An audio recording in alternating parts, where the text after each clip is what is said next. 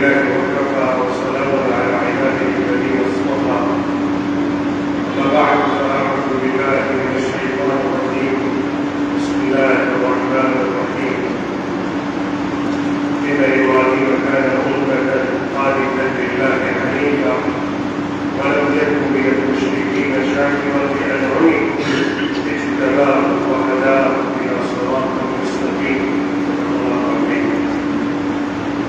Stage پر موجود حضرت مولانا یوسف صاحب ندوی مرکزی العالی، مولانا اسحاق صاحب ندوی، مولانا حیدر ندوی اور شہر کے معزز حضرات، علماء کرام اور یہاں اس مجلس، اس محفل نجل و افروز اہل دانش اہل فکر بھوپال کے منتخب لوگ، میرے لیے بے انتہا سعادت اور خوشی کا موقع ہے کہ آپ کے روبرو آج سیرت ابراہیم علیہ السلام کے عنوان پر گفتگو کرنے کا موقع مل رہا ہے۔ آج کی گفتگو حضرت ابراہیم علیہ السلام کی سیرت، ان کے کردار، ان کی زندگی کی اصلی معنویت پر ہوگی۔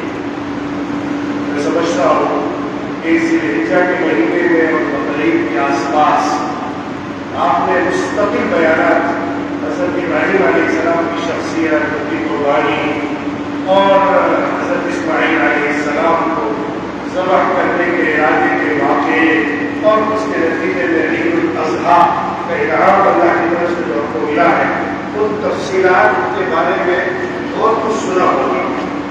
آج کی گفتگو میں چاہوں گا کہ آپ اس عظیم سیرت و کردار کی آج کے دور میں کیا معنویت ہے، اس کے کیا اثرات ہیں، اس کے کیا تقاضے ہیں، اور ہمیں اس انداز میں ابراہیم کی سیرت کو سمجھنا اور پھیلانا چاہیے، اس کی ضرورت ہے، اس پر کچھ روشنی ڈالی جائے اور آپ کے سامنے باتیں رکھی جائیں۔ دیکھیے، حضرت ابراہیم علیہ السلام کی شخصیت انبیاء اکرام علیہ السلام میں بہت نمایاں ہے۔ تلک الرسل فضلنا بعضهم علی بعض، انبیاء میں فرق مراتب ہیں، انبیاء کے ساتھ اللہ کے معاملات کو مختلف رہے ہیں۔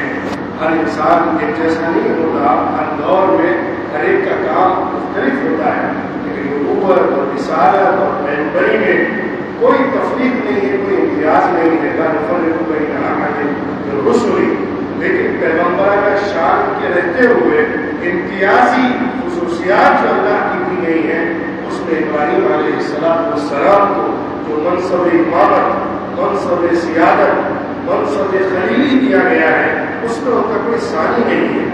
اللہ نے ان کا انتخاب فرمایا، ان کے امتحانات کے بعد تو ان کو امامت سے سرفراز کیا اور ان کی ذریت میں امامت کو طے فرمایا۔ یہ وہ امتیاز تھا جو دوسروں کو نہیں ملا۔ حضرت ابراہیم علیہ السلام کی شان عظمت اور اس بلند ترین مقام کو بیان کرتا ہے۔ ابراہیم علیہ السلام کی سیرت کے مختلف پہلو ہیں، ان کا بچپن، ان کی فکر، نظر، ان کی جستجو، حق کی تلاش، ان کی حق کو پیش کرنے کی غیر معمولی صلاحیت، زبان، لسان قوم اور دلیلیں، حجتیں، براہین جو اللہ نے ان کو عطا فرمائی تھی، فکر و نظر کو جلا بخشنے والی، عقل و خرد کو زندہ کر دینے والی، روحانیت کو جگہ دینے والی، عقل کو خیرہ کر دینے والی، اور باطل ترین طاقت کو بہت مضبوط فولادی طاقت سے آنے والے لوگوں کو بھی ڈھیر کر دینے والی، جو علم اور بیان اور حجت اور دلیل ان کو عطا فرمائی تھی اللہ نے، تو وہ دوسروں کو نہیں نظر آتی ہے ایسے ملی ہو۔ اسی طرح حضرت ابراہیم علیہ السلام نے اللہ کے دین کے لیے قربانی دینے میں جو نمونہ اور کردار نبھایا ہے، اس کی مثال انسانی تاریخ میں نہیں ملتی ہے۔ بچپن سے لے کر بڑھاپے تک، گھر سے لے کر علاقے تک، ہر جگہ انہوں نے قربانی کی۔ وہ داستان وطن کی ہے کہ جس کی نظیر ڈھونڈنا مشکل ہے۔ لیکن ابراہیم علیہ السلام کی زندگی کا پیغام آج کے مسلمان کے نام کیا ہے اس کو سمجھنے کی ضرورت ہے۔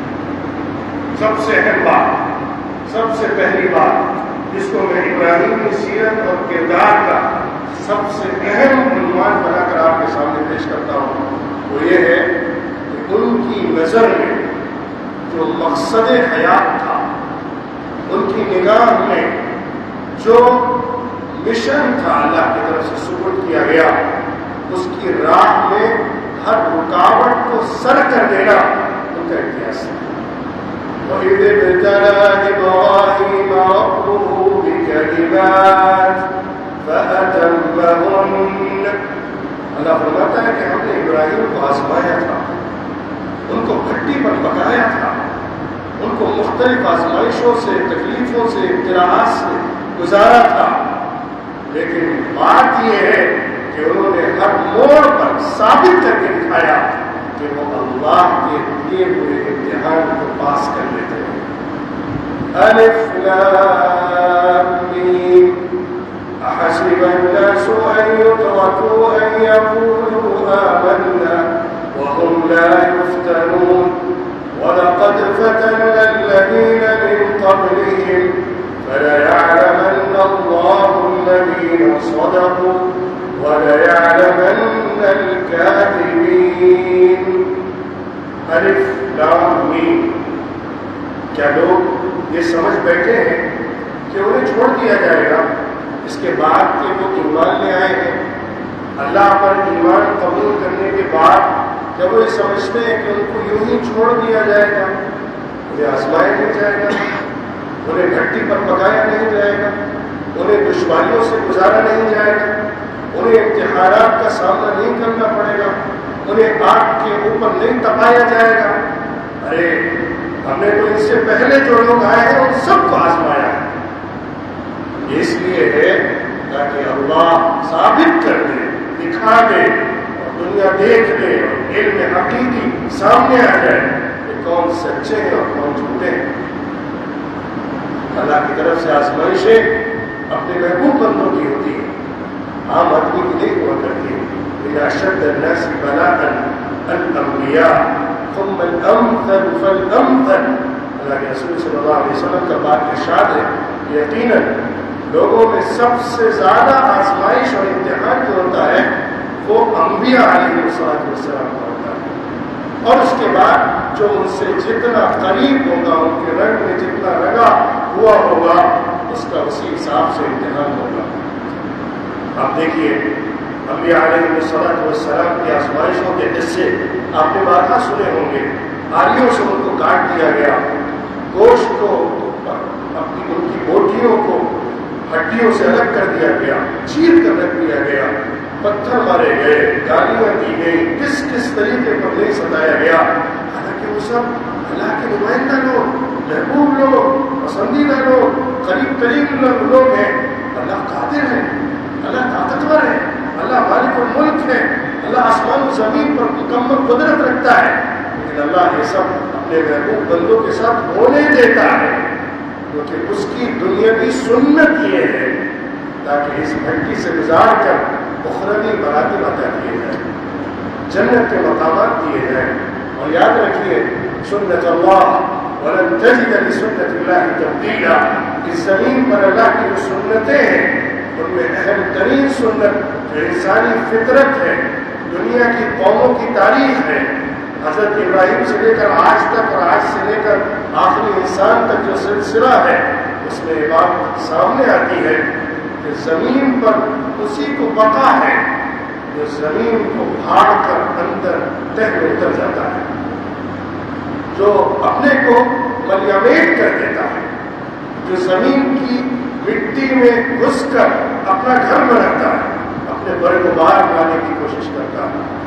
اما الزبد فيذهب جفاء واما ما ينفع الناس فيمكث في الارض۔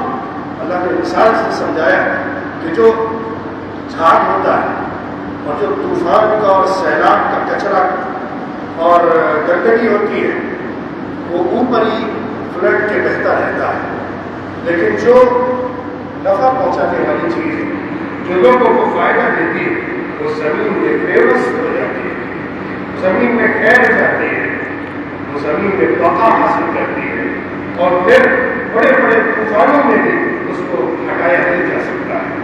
اللہ کے کلمہ طیبہ کی مثال دی ہے، ضرب اللہ مثلا الكلمة الطيبة كالشجرة الطيبة أصلها ثابت وفرعها في السماء تؤتي أكلها كل حين بإذن ربها۔ جو مضبوط، پختہ، پائیدار، اچھا، پھلدار درخت ہوتا ہے، زمین کی اندر اس کی جڑیں بے وصف ہوتی ہیں، اس کے پیڑ پر، اس کی شاخوں پر پھول آتے ہیں، پتے آتے ہیں، پھل بنتے ہیں اور وہ اپنے پھل دیتا رہتا ہے، اس میں کبھی انقطاع نہیں ہوتا ہے۔ لیکن جو پائیدار نہیں ہوتا، جو زمین کو چیر کر نیچے نہیں اترتا، جو اپنے آپ کو پھاڑ کر اپنی حقیقت کو باہر نہیں لاتا، وہ اس تنے کی طرح ہے جو زمین کے اوپر اوپری سطح پر ٹکا ہوا ہے، ایک ہوا کا جھونکا اسے گرا دیتا ہے اور غائب کر دیتا ہے۔ یہ مثالیں قرآن نے جو پیش کی ہے، اس سے میں آپ کو یہ بتانا چاہتا ہوں کہ اللہ کی دنیا کی سنت جو حضرت ابراہیم علیہ السلام کی زندگی میں بہت نمایاں نظر آتی ہے، وہ یہ ہے اللہ کے دین کے لیے، اللہ کے دین کو قائم کرنے کے لیے جو قربانیاں درپیش ہوں، ان سب میں ثابت قدم رہنا اور ہر مشکل وقت میں بڑے بڑے طوفانوں سے ٹکرا جانا، لیکن اپنے اصولوں میں کمپرومائز نہیں کرنا، اپنے مقصد کو فراموش نہیں کرنا، اپنے مشن سے کبھی پیچھے نہیں ہٹنا، ابراہیمی سنت کا سب سے نمایاں کردار ہے۔ آج ہم اپنا جائزہ لیں، اس تناظر میں غور کریں اور سوچیں کہ ہم کہاں کھڑے ہیں۔ ہم ابراہیمی سنت کے وارث ہیں، ہم ابراہیمی میراث کو اٹھائے ہوئے، ہم آخری نبی تاجدار مدینہ محمد رسول اللہ صلی اللہ علیہ وسلم کے امتی ہیں، جنہوں نے اپنی نسبت حضرت ابراہیم کی طرف کی ہے۔ وَكَانَ إِبْرَاهِيمُ يَهُودِيًّا وَلَا نَصْرَانِيًّا وَلَكِنْ كَانَ حَنِيفًا مُسْلِمًا وَمَا كَانَ مِنَ الْمُشْرِكِينَ إِنَّ أَوْلَى النَّاسِ بِإِبْرَاهِيمَ لَلَّذِينَ اتَّبَعُوهُ وَهَذَا النَّبِيُّ وَالَّذِينَ آمَنُوا وَاللَّهُ وَلِيُّ الْمُؤْمِنِينَ۔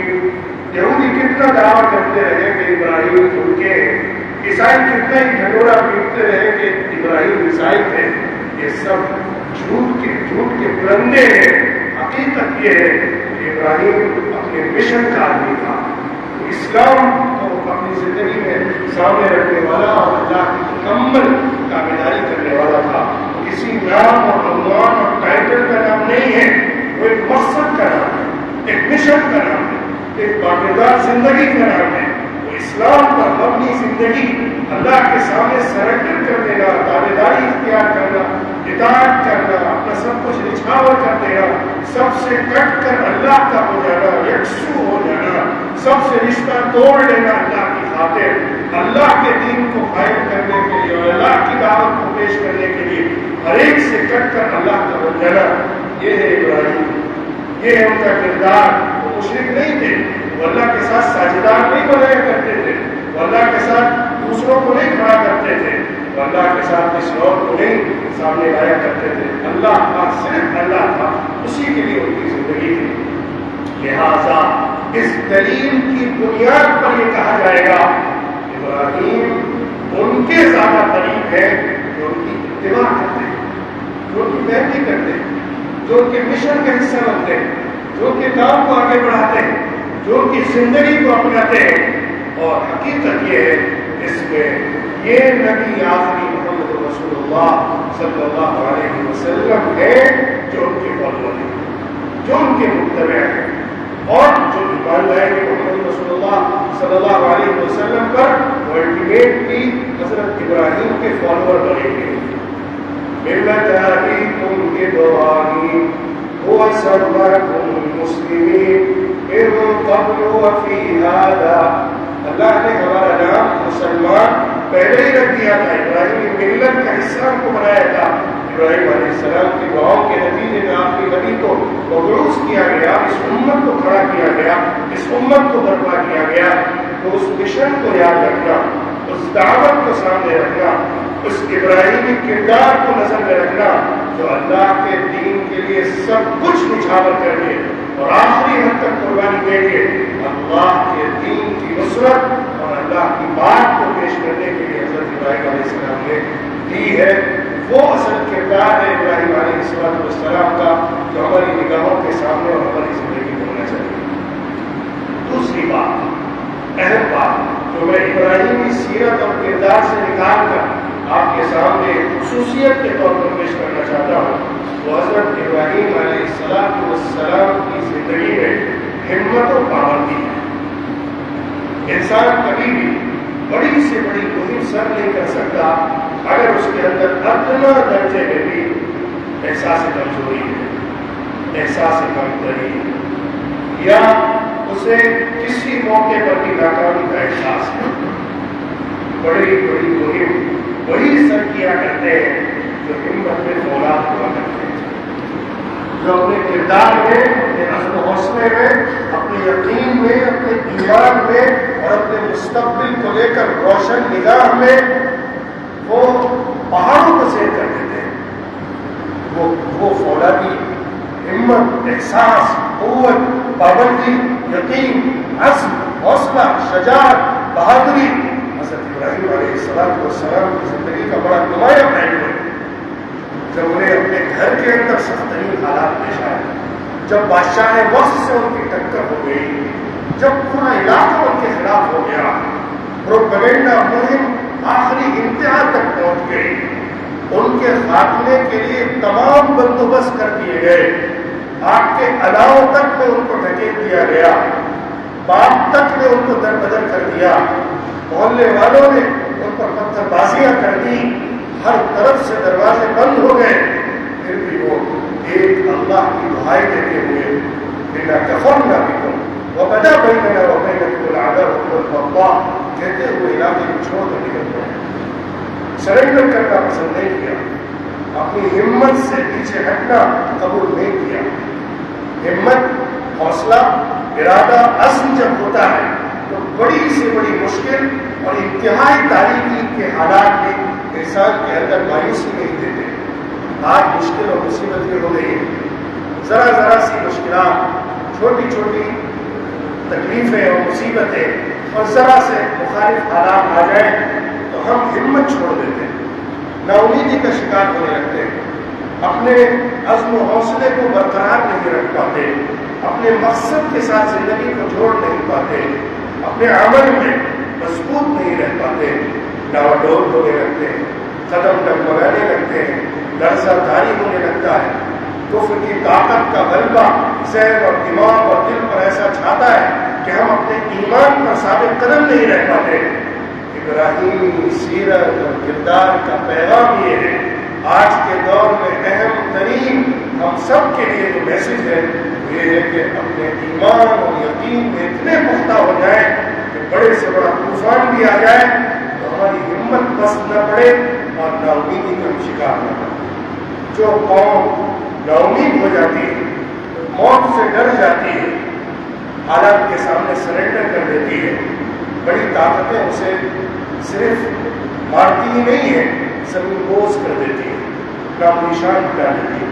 تاریخ پڑھیے، آپ تاریخ کا مطالعہ کریے، آپ کو 10-20 مثالیں ایسی ملیں گی کہ جس قوم نے بہت بڑی تعداد ہونے کے باوجود بھی اگر ہمت چھوڑ دی تو چھوٹی چھوٹی طاقتوں نے ان کو زیر کر دیا، لیکن جب اس کے بالمقابل بہت مضبوط ہمت اور ارادے کے ساتھ چھوٹی چھوٹی ٹکڑیاں بھی آتی ہیں جو اپنے یقین میں، عزم میں، حوصلے میں، طریقہ کار میں، حکمت میں، دعوت میں صحیح ہوتی ہے اور صحیح نہج پر قائم ہوتی ہے، اللہ کی طرف سے ان کے لیے نصرت آتی ہے۔ کم من فئۃ قلیلہ غلبت فئۃ کثیرہ بإذن اللہ واللہ مع الصابرین۔ کتنی ہی بار ایسا ہوا کہ چھوٹی سی جماعت بڑی جماعت پر غالب آئی ہے اور اللہ کے حکم سے، اللہ کی اجازت سے، اللہ کی مشیت سے، اللہ کے ارادے سے۔ حقیقی بات یہ ہے کہ صبر کرنے والوں کے ساتھ اللہ ہے۔ ابراہیمی دعوت، ابراہیمی مشن، ابراہیمی پیغام ہمیں یہ سبق دے رہا ہے کہ ہم مایوسی کے حالات اور نا امیدی کے حالات میں آپ پر ہاتھ دھر کر نہ بیٹھے بلکہ عزم و حوصلے کے ساتھ صحیح نہج پر کام کرنے والے ہوئے۔ تیسری بات، تیسرا پوائنٹ جو آج آپ کے سامنے میں ابراہیم کی سیرت سے کشید کر کے لانا چاہتا ہوں، یہ ہے کہ اللہ کے دین کی نصرت کے لیے، اللہ کے دین کو قائم کرنے کے لیے، اللہ کے پیغام کو آگے بڑھانے کے لیے سب سے زیادہ ضرورت اس بات کی ہوتی ہے کہ ہم صحیح طریقے پر اللہ کو پہچانیں، اللہ کی معرفت حقیقی حاصل کریں، جس کو ہم آج کی اصطلاح میں توحید سے تعبیر کرتے ہیں۔ ایک اللہ کو ماننا، توحید آج ایک اصطلاح بن گئی ہے، عقیدہ ایک اصطلاح بن گئی ہے۔ عقیدے کے چند بول ہیں، چند تعبیرات ہیں جو ہم پڑھتے ہیں، پڑھاتے، سیکھ لیتے ہیں، کلمہ شہادت کو اپنی زبان سے ادا کر دیتے ہیں، لیکن اس سے حقیقی معرفت الہی حاصل نہیں کرتے۔ جو معرفت الہی ابراہیم علیہ السلام کی، ظاہر سی بات ہے ان کا مقام الگ تھا، نبوت کی شان الگ تھی، اور ان کا معاملہ اللہ کے ساتھ کچھ ایسا تھا کہ انہوں نے اللہ سے فرمائش کر لی تھی کہ میں دیکھنا چاہتا ہوں آنکھوں سے کہ تم مردے کو زندہ کیسے کرتا ہے۔ اللہ نے پوچھا کہ کیا تمہیں اس پر سوال ہو رہا ہے، کیا تمہیں اعتراض ہو رہا ہے کہ میں دوبارہ مرنے کے بعد زندہ کر سکتا ہوں، کیا تمہیں کچھ شک ہے؟ انہوں نے کہا ایسی بات نہیں ہے، میرا ایمان پورا پختہ ہے، میرا یقین مضبوط ہے، ولیکن لیطمئن قلبی، لیکن میں حق الیقین اور عین الیقین حاصل کرنا چاہتا ہوں۔ میں چاہ رہا ہوں کہ اس بات پر جو میرا پختہ ایمان ہے وہ آپ کو دیکھا ایمان بن جائے۔ انسان کسی بات پر کتنا ہی یقین کرے، وہ ایک دلی یقین کی کیفیت تو ہوتی ہے، لیکن جب وہ اس کو اپنی نگاہوں سے دیکھ لیتا ہے تو اس یقین کی حقیقت ہی بدل جاتی ہے۔ ہمارے لیے مطالبہ اللہ کی طرف سے غیر پر ایمان لانے کا، بغیر دیکھے ماننے کا، تبھی ایمان ہے، لیکن اللہ اپنے محبوب اور مخصوص بندوں کو کچھ چیزیں ایسی دکھاتا ہے کہ ان کو یقین اور ایمان کے اس مقام تک پہنچانا چاہتا ہے کہ جس کے ذریعے ان سے بہت بڑا کام لینا ہوتا ہے۔ حضرت ابراہیم نے مطالبہ کیا تو اللہ نے وہ چیز دکھائی، آپ نے قصہ سنا ہے، سورہ بقرہ میں آیا ہے کہ اللہ نے حکم دیا کہ تم پرندوں کو لو، ان کے پیس کرو، پہاڑ کی الگ الگ چوٹیوں پر ان کو رکھ دو، ان کو پہلے سکھا لو، پہچان لو، واقف ہو جاؤ، پھر اس کے بعد ان کو آواز دو تو وہ سب دوڑے دوڑے تمہارے پاس لوٹتے ہوئے آ جائیں گے۔ چنانچہ ایسے ہی ہوا، اللہ نے اس طرح کے واقعات لکھا۔ تو اللہ کی معرفت کو حاصل کرنا، اللہ پر مضبوط پختہ یقین رکھنا اور صحیح ذہن کے ساتھ، صحیح فکر کے ساتھ اللہ کو پہچاننا، یہ ابراہیم کی زندگی کا بہت نمایاں پہلو ہے۔ ابراہیم کی زندگی، ابراہیم علیہ السلام کے ابتدائی دور میں انہوں نے جو دعوت کو سمجھا اور سمجھایا وہ بہت لاجیکل طریقے پر اللہ کی معرفت کو پیش کیا۔ جو آپ نے قصہ سنا ہے، اللہ نے سورۃ الاعراف کو اس کا تذکرہ کیا ہے، کس طرح ابراہیم علیہ السلام نے ایک ستارے کو دیکھا، اس کی قوت کا احساس کیا اور اس کی بنیاد پر یہ اسمپشن پیش کیا کہ کیا اس کو معبود بنایا جا سکتا ہے، کیا اس کے اندر یہ صلاحیت ہے کہ اس کو معبود سمجھ لیا جائے۔ پھر چاند پر غور کیا، پھر سورج پر غور کیا، ان تمام حقیقتوں کو جو اس دور کے معبودان باطل تھے ان سب پر نگاہ ڈالنے کے بعد اس بات کا احساس اور ادراک کیا کہ یہ سب اپنے اندر جو طاقت رکھتے ہیں وہ خود ساختہ نہیں ہے، ان کی حیات، ان کی طاقت، زندگی، ان کے پاس جو کچھ ہے وہ اپنا خود کا نہیں ہے بلکہ وہ عطا کردہ ہے اور کبھی بھی سر اٹھ سکتا ہے۔ ایک ذات ایسی ہے جس نے ان سب کو بنایا ہے اور وہ خود ساختہ ہے، وہ حی و قیوم ہے اور وہ اپنی ذات میں تنہا اور یکتا ہے، اس کا کوئی بھی شریک نہیں ہے، اس کا کوئی بھی سہیم نہیں ہے، اس کا کوئی بھی معاون نہیں ہے، وہ اپنی ذات میں ہمیشہ رہے گی۔ اس نے نہ کسی سے مدد لی ہے، نہ اس کو ضرورت ہے، نہ کسی کو جنا ہے، نہ وہ جنا گیا ہے۔ اس ذات کی طرف اپنی توجہ پوری کر دینا۔ انی وجہت وجہی للذی فطر السماوات والارض حنیفا وما انا من المشرکین۔ شرک کا انکار اور توحید کا اقرار ایک آئیڈیالوجی ہے، بات کو سمجھنے کی کوشش کریے گا۔ شرک کا انکار توحید کا اقرار کوئی روایت نہیں ہے کہ جس کو کچھ دنوں سے سن کر دوہرا دیا جائے.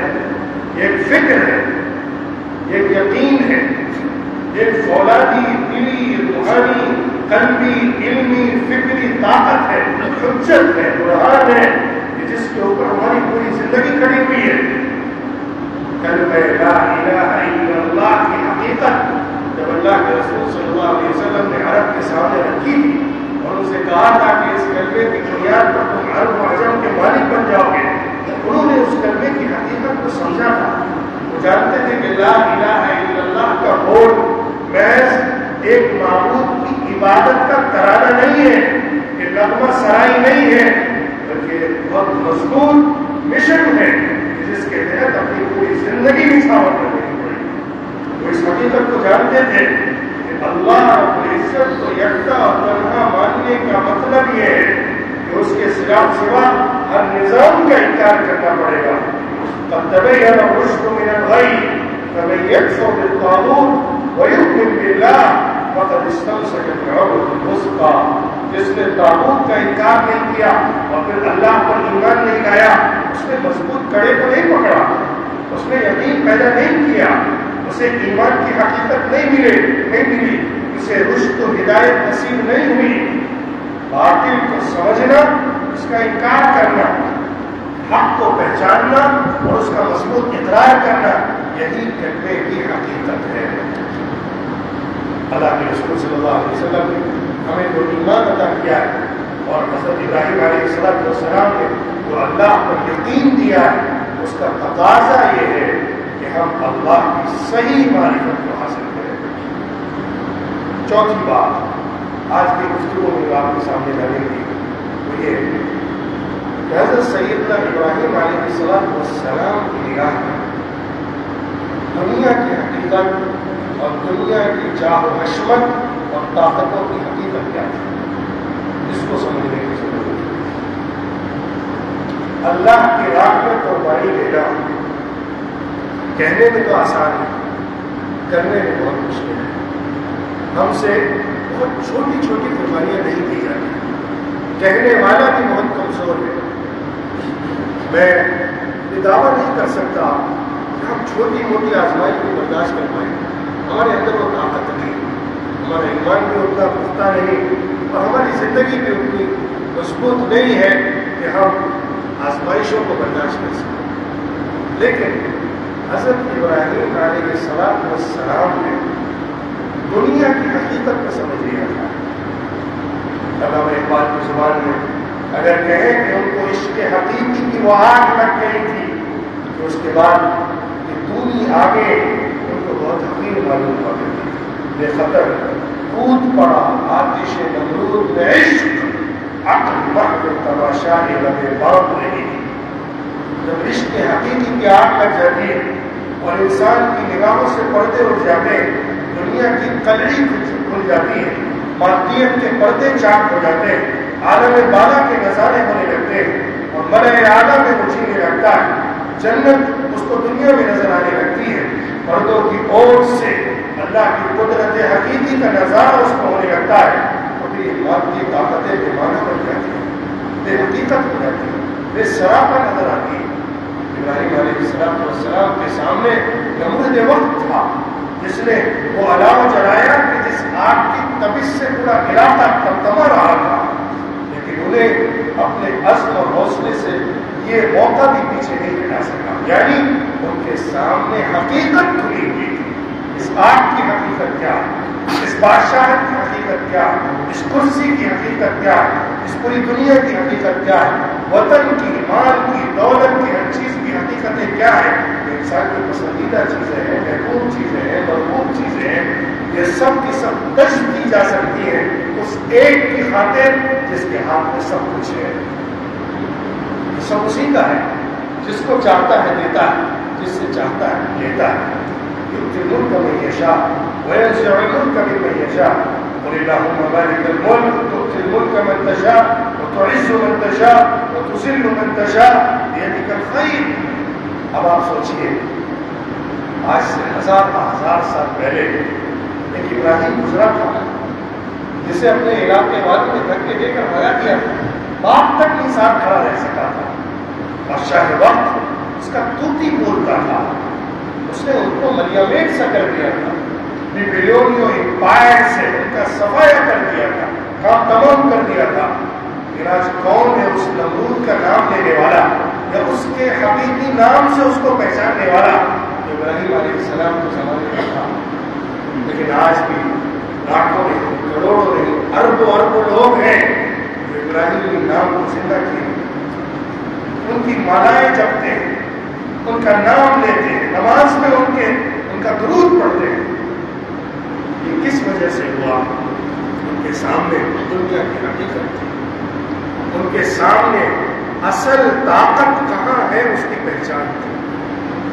ہمارے اندر بھی اصل حقیقی خدائی طاقت کو پہچاننے کی ضرورت ہے۔ اس بات کی اشد ضرورت ہے کہ ہم دنیا کی حقیقت، ذاتیت کی حقیقت کو سمجھیں۔ اللہ نے جو ہم سے مطالبہ کیا تھا سورۃ توبہ میں، ان اللہ اشتری من المؤمنین انفسهم واموالهم بان لهم الجنہ، یاد رکھو اللہ نے تمہاری جانوں کو، تمہارے مال کو تم سے خرید لیا ہے جنت کے بدلے۔ اگر تمہیں جنت چاہیے تو اپنا مال اپنا نہ سمجھنا، اپنی جان اپنی نہ سمجھنا، تم اس پر اللہ کا حق رکھنا۔ جیسے ہمارا مال ہو پرسنل تو اس پر کوئی اور انٹرفیئر نہیں کر سکتا، میں اسے اپنا سمجھتا ہوں، اس کو ایکسپینڈ کیسے کرنا ہے، اس کو بڑھانا کیسے ہے، اس کو اسپینڈ کیسے کرنا ہے، اس کا استعمال کیسے کرنا ہے، اس کو کہاں خرچ کرنا ہے، اس کا تصرف کیسا کرنا ہے، یہ میں اپنے ارادے پر چھوڑتا ہوں، کسی اور کا ارادہ قبول نہیں کرتا۔ یہ یقین اپنی جان اور مال میں اللہ کے لیے ہو جائے کہ اللہ کے دین کا تقاضا، اللہ کا حکم، حلال اور حرام، اللہ کے تقاضے اور مطالبات کیا ہے، میری جان پر بھی وہی نافذ ہوں گے اور میرے مال پر بھی وہی نافذ ہوں گے۔ حرام کو ہم چھوئیں گے نہیں، حرام کو ہم منہ نہیں لگائیں گے، حرام جگہ میں خرچ نہیں کریں گے، اپنی توانائیوں کو، اپنی صلاحیتوں کو غلط جگہ نہیں لگائیں گے۔ یہ فہم اور سمجھ ہونی چاہیے۔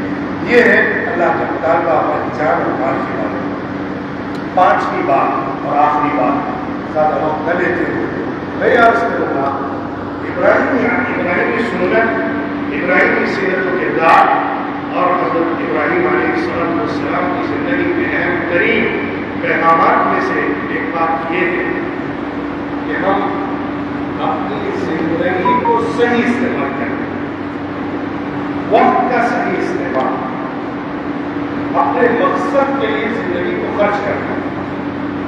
یہ بات میں بطور خاص اپنے نوجوان دوستوں کو مخاطب کر کے کہنا چاہتا ہوں۔ ہمارے نوجوانوں کا خاص طور پر، عام طور پر ہم مسلمانوں کا آج جو سب سے بڑا المیہ ہے وہ وقت کا بےجا استعمال، ضیاء وقت، غفلت کی زندگی۔ اس چیز نے ہم کو جتنا نقصان پہنچایا ہے اتنا کسی اور چیز سے نقصان نہیں پہنچایا۔ دشمن کی دشمنی اتنی نقصان دے رہی ہے جتنی اپنی غفلت نقصان دے رہی ہے۔ شیطان جہاں غفلت ہوتی ہے وہیں حملہ کیا کرتا ہے۔ ہمارے نوجوانوں کا بڑا وقت بیکار وقت کاموں میں صرف ہو رہا ہے۔ حالات کیسے ہی بنتے چلے جائیں، ملک کے اور دنیا کے کیسے ہی حالات بنتے چلے جائیں، دنیا کہاں سے کہاں چلی جائے، رات دن ہو جائے، دن رات ہو جائے، ہمیں اپنی زندگی کے جو انٹرٹینمنٹس ہیں، انجوائمنٹس ہیں، جو ہمارا کمفرٹ زون ہے، اس سے باہر نکلنے کی توفیق نہیں ملی۔ ہماری راتیں انہیں مٹن کشتیوں میں صرف ہو رہی ہے جو ہماری عام زندگی کا حصہ ہے۔ ہمارا دن انہیں بیکار کے کاموں میں لگا ہوا ہے جس سے نہ کچھ خاص دنیا کا فائدہ ہے نہ آخرت کا فائدہ، نہ پروڈکٹیوٹی ہے، نہ کریٹیوٹی ہے، نہ سائنٹیفک ریسرچ ہے، نہ کوئی اسٹرگل ہے، نہ محنت اور کام ہے۔ ہم ان سب چیزوں سے بہت دور ہیں۔ ہمارا نوجوان کہاں ہے؟ وہ محنت کرتا ہو، کام کرتا ہو، دنیا کی فیلڈ ہو، دین کی فیلڈ ہو، ہر فیلڈ میں آگے بڑھنے کی کوشش کرتا ہو، وہ کمپیٹیٹ کر سکتا ہو، آج کے دور میں اپنا لوہا منوا سکتا ہو، ایجوکیشن فیلڈ کے اندر، اکنامک فیلڈ کے اندر اپنا سکہ جما سکتا ہو، اپنا لوہا منوا سکتا ہو، اپنی دھاک مٹا سکتا ہو، اپنی سپیریئرٹی کو ثابت کر سکتا ہو۔ آج ہم کہاں ہیں؟ ہم چھوٹی چھوٹی دکانوں میں مست ہیں، ہم چھوٹے چھوٹے کاموں میں اپنی پوری زندگی کی توانائیاں خرچ کر رہے ہیں. کیا ہمارے پاس صلاحیتیں نہیں ہیں؟ کیا اسکلس نہیں ہیں؟ کیا ٹیلنٹس نہیں ہیں؟ کیا ہمارے پاس اللہ کا عطا کردہ انعام نہیں ہے جو ہمیں ذہن اور دل عظیم ترین صلاحیتوں کی شکل میں ملا ہوا ہے، لیکن ہم نے ان کا استعمال کہاں کیا ہے؟ ہمارا نوجوان اپنی اصل صلاحیت اور توانائی کو کہاں پہچان رہا ہے؟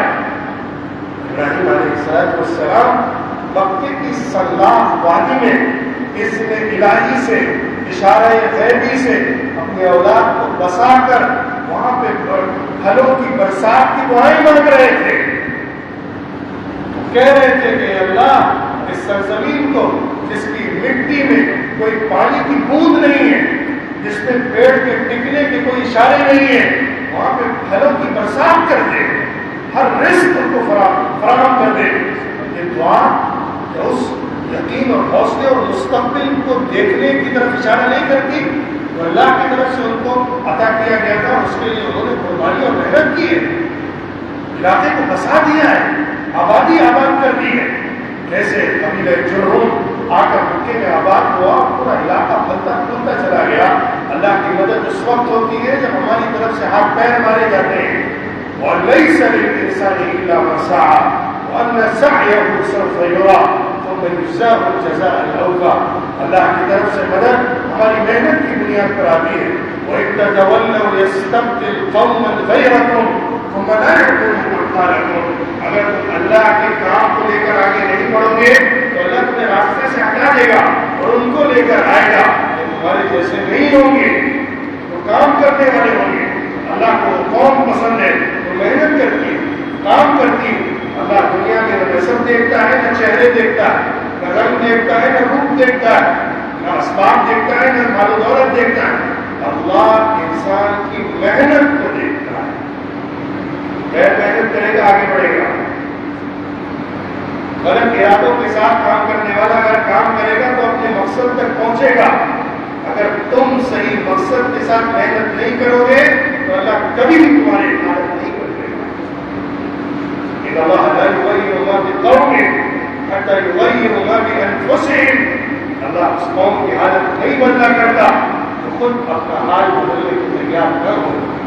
ہم غفلت سے اگر باہر نہیں آئیں گے، ہمارا نوجوان شعور نہیں پیدا کرے گا، کانشیسنس پیدا نہیں کرے گا، پرپز آف لائف کو نہیں سمجھے گا، اسٹرگل صحیح میدانوں میں نہیں کرے گا، اپنی سپیریئرٹی اور گریٹنس کو اس ملک میں ثابت نہیں کرے گا، اللہ کی طرف سے سیوا کو نہیں دی جائے گی.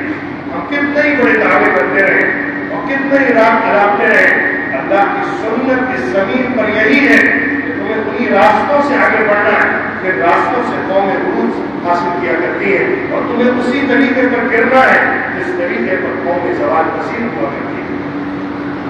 ہمیں یہ درس ابراہیم کی سنت سے، ابراہیم کی سیرت سے لینا ہے کہ غفلت سے باہر آنا ہے، شعور کو جگانا ہے. غفلت سے باہر آنا ہے، شعور کو جگانا ہے. غفلت سے باہر آنا ہے، شعور کو جگانا ہے. جب تک شعور نہیں جاگے گا، وہ شعور جو ہم پر چڑھ جائے، ہمارے ذہن اور دماغ میں بےبس ہو جائے، ہم اپنی حقیقت کو پہچاننے والے ہوں، دنیا میں اپنے مقصد کو جاننے والے ہوں، اپنے کام کو سمجھنے والے ہوں. کنتم خیر امہ اخرجت للناس تأمرون بالمعروف وتنہون عن المنکر وتؤمنون باللہ کے تمغے کو اپنے سر پر سجانے والے ہوں. جب ہم یہ کریں گے تو اللہ کی طرف سے نصرت یقینی طور پر آئے گی. پھر فرشتے بھی اتریں گے، پھر غیبی نصرت بھی آئے گی، پھر آسمان سے انتظامات بھی ہوں گے، پھر حالات بھی بدلیں گے، سب کچھ بدلے گا.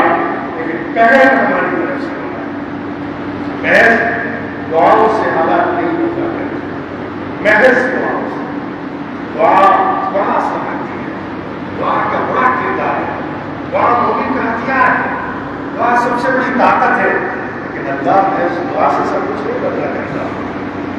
اگر بدلتا ہوتا تو پھر بدر میں پورا معرکہ سجا کر، میدان لگا کر، رنگ کھڑا کر کے، ایک ایک کو اس کی جگہ پر متعین کر کے، ساری تیاریاں مکمل کر کے پھر حضور ہاتھ نہ اٹھاتے. وہ تو مدینے میں بیٹھ کر، اپنی مسجد میں بیٹھ کر، اپنے روضے میں بیٹھ کر اللہ کے رسول کا ہاتھ اٹھا لیتے تو سب کچھ بدل جاتا ہے. کیا ضرورت پڑی کہ میدان میں اترنا پڑا؟ کیا ضرورت پڑی اپنے دانتوں کو شہید کرنا پڑا؟ کیا ضرورت پڑی کہ اپنا لہو بہانا پڑا؟ اسباب کے ساتھ اللہ کی نصرت آیا کرتی ہے. وہ اسباب جو اللہ کے توکل کے ساتھ چلے گئے. محض اسباب کبھی کارگر نہیں ہوا کرتے. اسباب اختیار کرنے کے بعد دعا مطلوب ہے تو اللہ کے توکل کا اعلان ہے اور اسی توکل کی بنیاد پر اللہ کی طرف سے کام مکمل کیے جاتے ہیں. بہرحال یہ چند باتیں تھیں تو میں نے کچھ پوائنٹس کی شکل میں آپ کے سامنے ابراہیم کی سیرت کو سمجھتے ہوئے اصلی معنویت کو پیش کرنے کے لیے رکھی ہیں. اللہ رب العزت ہمیں ابراہیم کے کردار کو سمجھنے والا اور اس رنگ کو اپنے اندر لینے والا جو صبغت ابراہیم ہے، جو حقیقت میں صبغت اللہ ہے، اس کو اختیار کرنے والا بنائے اور اس کے رنگ میں رنگ کر اللہ کے دین کی نصرت اور اللہ کے دین کے کام کو آگے بڑھانے والا بنائے. انشاءاللہ